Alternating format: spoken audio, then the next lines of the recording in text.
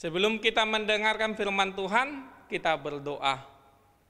Terima kasih Tuhan atas anugerah-Mu dalam hidup kami, memberikan kami hari-hari, dan Engkau lindungi kami dalam beraktivitas satu hari ini. Terlebih, di malam hari ini kami dapat berkumpul bersama-sama dengan keluarga kami memuji nama-Mu yang kudus. Dan sebentar lagi kami akan mendengarkan firman-Mu. Kau Tuhan yang memberikan hikmat kebijaksanaan kepada kami, sehingga firman-Mu dapat kami mengerti dan lakukan dalam hidup kami sehari-hari. Terpujilah nama-Mu dalam nama Tuhan Yesus. Amin. Firman Tuhan untuk kita di malam hari ini dalam kebaktian rumah tangga tertulis dalam Kisah Para Rasul 3 ayat 12 sampai dengan ayat 19. Demikian firman Tuhan. Petrus melihat orang banyak itu lalu berkata, "Hai orang Israel, mengapa kamu heran tentang kejadian itu? Dan mengapa kamu menatap kami seolah-olah kami membuat orang ini berjalan karena kuasa atau kesalehan kami sendiri? Allah Abraham, Ishak dan Yakub, Allah nenek moyang kita, telah memuliakan hamba-Nya, yaitu Yesus yang kamu serahkan dan tolak di depan Pilatus, walaupun Pilatus berpendapat bahwa ia harus dilepaskan. Tetapi kamu telah menolak yang kudus dan benar, serta menghendaki seorang pembunuh sebagai hadiah-Mu. Demikianlah ia, pemimpin kepada hidup, telah kamu bunuh, tetapi Allah telah membangkitkan dia dari antara orang mati, dan tentang hal itu kami adalah saksi, dan karena kepercayaan dalam nama Yesus, maka nama itu telah menguatkan orang yang kamu lihat dan kamu kenal ini, dan kepercayaan itu telah memberi kesembuhan kepada orang ini di depan kamu semua. Hai saudara-saudara, aku tahu bahwa kamu telah membuat demikian karena ketidaktahuan, sama seperti semua pemimpin kamu. Tetapi dengan jalan demikian Allah telah menggenapi apa yang telah difirmankannya dahulu dengan perantaraan nabi-nabinya, yaitu bahwa Mesias yang diutusnya harus menderita. Karena itu sadarlah dan bertobatlah, supaya dosamu dihapuskan. Demikian firman Tuhan. Saudara-saudari yang dikasihi Tuhan, dalam hari-hari kita pernah dan terus-menerus menikmati kasih karunia Tuhan dalam hidup kita. Baik pekerjaan kita yang menghasilkan buah, menghasilkan rezeki, baik kesehatan dan kekuatan yang selalu baharu dalam hidup kita, baik rumah di mana kita bisa berlindung dari terik matahari atau hujan dinginnya hari, baik dari lepasnya kita dari berbagai mara bahaya yang mengancam, baik dari penyakit yang disembuhkan Tuhan dan kekuatan yang diberikan Tuhan, atau bahkan rencana hidup kita, apa yang kita inginkan dapat kita capai. Pertanyaannya adalah, ketika kita menerima kasih karunia Tuhan tersebut, apakah kita semakin dekat kepada Tuhan? Apakah kita semakin memuji nama Tuhan? Atau jangan-jangan sebaliknya yang kita lakukan? Ada orang menganggap bahwa ketika dia menerima kasih karunia Tuhan yang tadi, dia biasa saja. Dia tidak perlu merayakannya dalam hidupnya. Karena dia beranggapan, yaitu tugas Tuhan sebagai pencipta dan aku ciptaannya, ya itu tugasnya lah untuk memberikan apa yang aku inginkan. Seperti seorang anak, tanda kutip, seorang anak yang hanya merasa biasa saja merasa dia tidak berhutang budi kepada orang tuanya, padahal orang tuanya sudah memberikan apa yang dia butuhkan, apa yang dia inginkan dalam hidupnya. Inilah yang dipergumulkan firman Tuhan hari ini, di mana orang-orang Israel bukannya mengingat sumber kasih karunia dalam hidupnya, tetapi terfokus kepada alat Tuhan dalam memberikan kasih karunia tersebut. Diberitakan dalam firman Tuhan hari ini, Petrus dan Yohanes telah menyembuhkan seorang laki-laki yang lumpuh. Lalu orang-orang yang melihat mujizat tersebut mengikuti Yohanes, mengikuti Petrus sampai kepada Serambi Salomo. Lalu Petrus melihat ini motivasinya salah.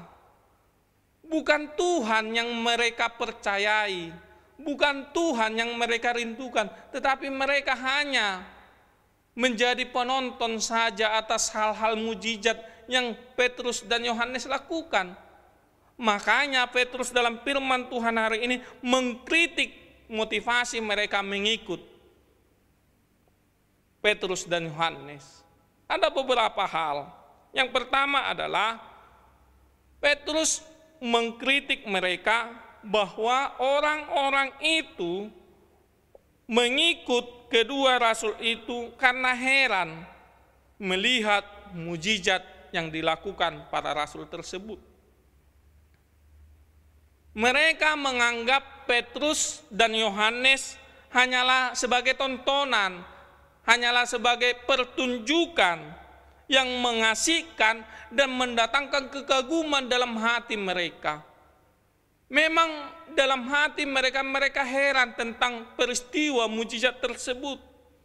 Tetapi persoalannya adalah ketika mereka melihat mujizat, ketika mereka melihat apa yang dilakukan oleh Yohanes dan Petrus, bukannya mereka semakin percaya akan berita yang dibawa oleh para rasul, tetapi justru sebaliknya, mereka hanya penonton.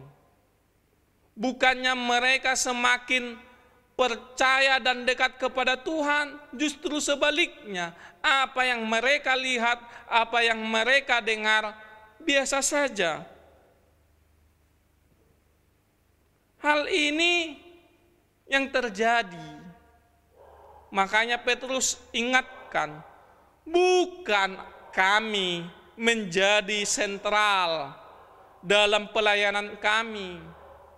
Kalaupun kami menyembuhkan orang ini, bukan kami yang mau kami angkat, bukan kami yang mau ditinggikan, tetapi firman Tuhan, berita keselamatan, yaitu Yesus yang kami sampaikan kepadamu, itulah yang mau ditinggikan melalui pelayanan kami, melalui mujizat-mujizat kami, bukan kami.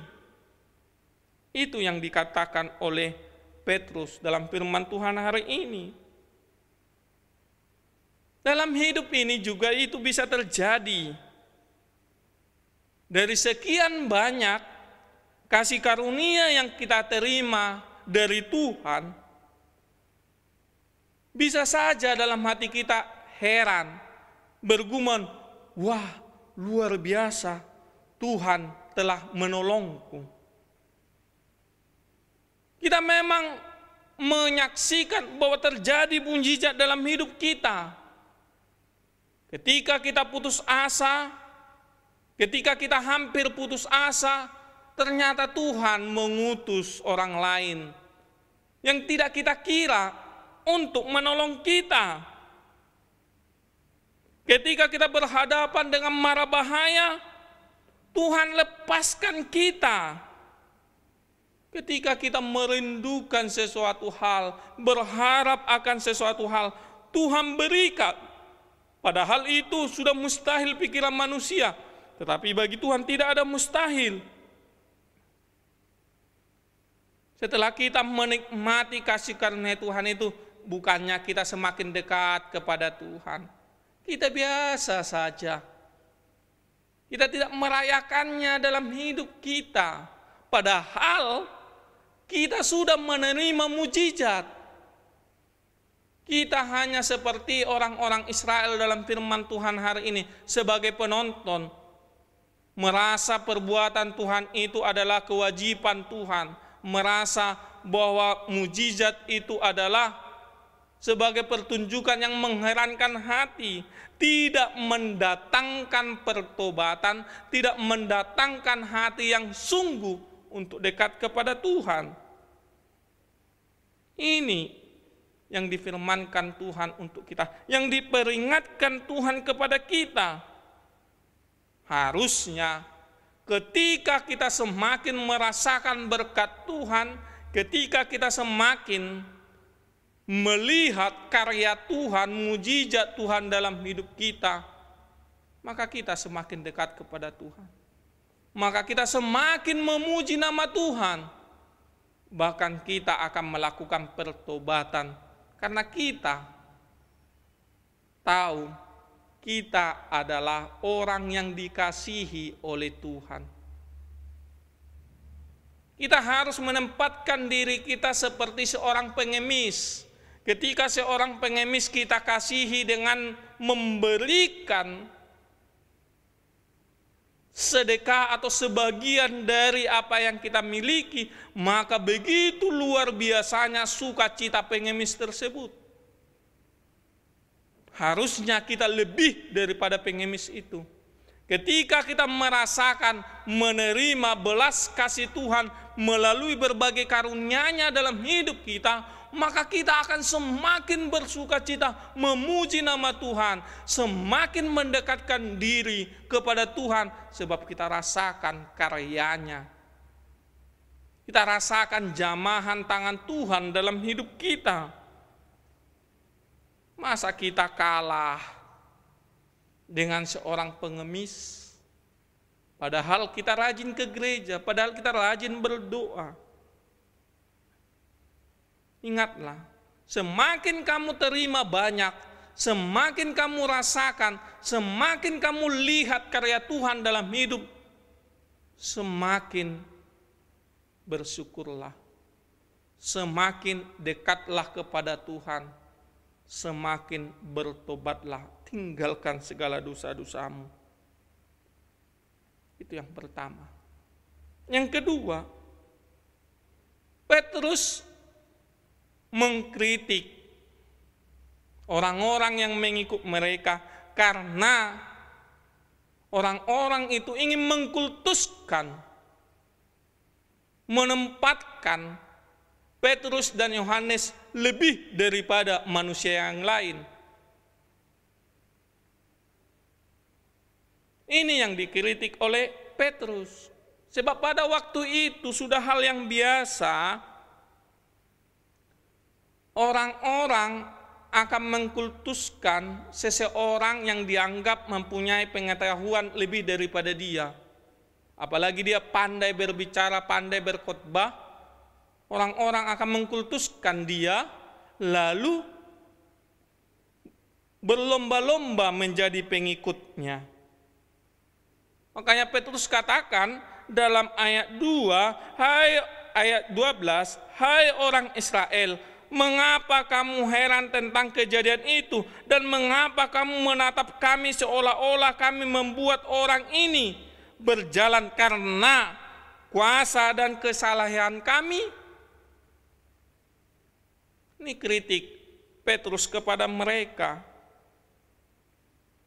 Pada waktu itu sama seperti kejadiannya dalam jemaat Korintus. Terjadi pengkotak-kotakan dalam jemaat itu. Ada yang menyatakan, aku pengikut Paulus. Ada juga yang mengatakan, aku pengikut Apolos. Ada juga yang menyatakan, aku pengikut Kefas. 1 Korintus 1 ayat 12. Mereka berusaha mengkultuskan manusia melalui pelayanan manusia itu. Ini yang dikritik Petrus. Jangan pernah mengkultuskan manusia. Jangan pernah menempatkan manusia di atas manusia lain, seolah-olah manusia itu di bawah Tuhan sedikit dan di atas manusia semuanya. Jangan. Firman Tuhan hari ini nyatakan, apapun yang dilakukan oleh Petrus dan Yohanes dalam pelayanannya, termasuk melakukan mujizat, hanya untuk memberitakan berita keselamatan. Bukan mereka mau ditinggikan, bukan. Bukannya supaya namanya masyhur, bukan. Bukan supaya dia punya pengikut yang banyak, jemaat yang banyak, bukan. Tetapi supaya firman Tuhan keselamatan itu diterima oleh orang banyak. Mereka hanyalah sebagai perpanjangan tangan Tuhan, sebagai perpanjangan kuasa Tuhan memberikan kasih karunia kepada orang yang membutuhkan. Kalaupun Tuhan berikan talenta, memberikan kesembuhan kepada Petrus, memberi kesembuhan kepada orang lain, bukannya mau Petrus ditinggikan, bukan. Dia 16 katakan, maka nama itu telah menguatkan orang yang kamu lihat dan kamu kenal ini, dan kepercayaan itu telah memberikan kesembuhan kepada orang ini. Jadi ketika Petrus dan Yohanes menyembuhkan laki-laki yang lumpuh tersebut, itu adalah kuasa Tuhan. Mereka hanyalah sebagai alat Tuhan. Laki-laki itu sembuh bukan karena kesalehan, bukan karena kuasa Petrus dan Yohanes, tetapi kuasa Tuhan yang bekerja pada diri Yohanes, pada diri Petrus, disanggupkan menyembuhkan laki-laki itu. Dan di ayat 16, iman laki-laki itu yang menyembuhkannya. Jadi ada dua. Laki-laki itu sembuh karena satu, kuasa Tuhan yang mengizinkan. Yang kedua, karena iman percaya laki-laki itu. Dan Yesus juga sering berkata, ketika dia menyembuhkan, imanmu menyembuhkanmu. Jadi ini peringatan kepada kita. Kalaupun pendeta berdoa, sintua mendoakan kita, orang tua kita mendoakan kita, lalu apa yang didoakan itu terwujud, jangan pernah kultuskan pendeta, jangan pernah kultuskan sintua, jangan pernah kultuskan orang tua, tapi hormati, ya hormati. Sebab apa? Hanya Allah yang berhak dikultuskan, disembah, dipuji, dimuliakan. Pendeta, sintua, orang tua yang mendoakan kita, itulah hanya alat Tuhan untuk memberikan apa yang kita inginkan, apa yang kita mohonkan. Ini diperingatkan firman Tuhan kepada kita. Kedua juga yang diperingatkan, baik memang kita mengidolakan pengkhotbah A, pengkhotbah B, pengkhotbah C.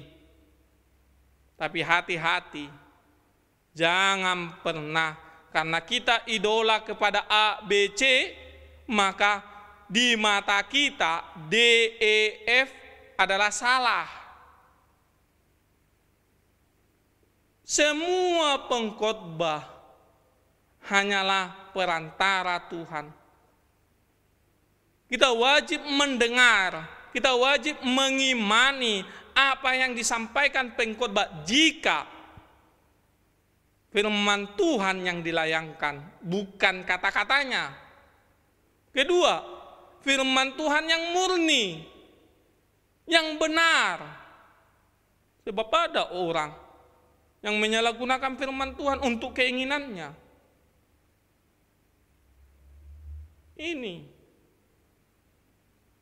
Ini yang dikatakan oleh firman Tuhan untuk kita.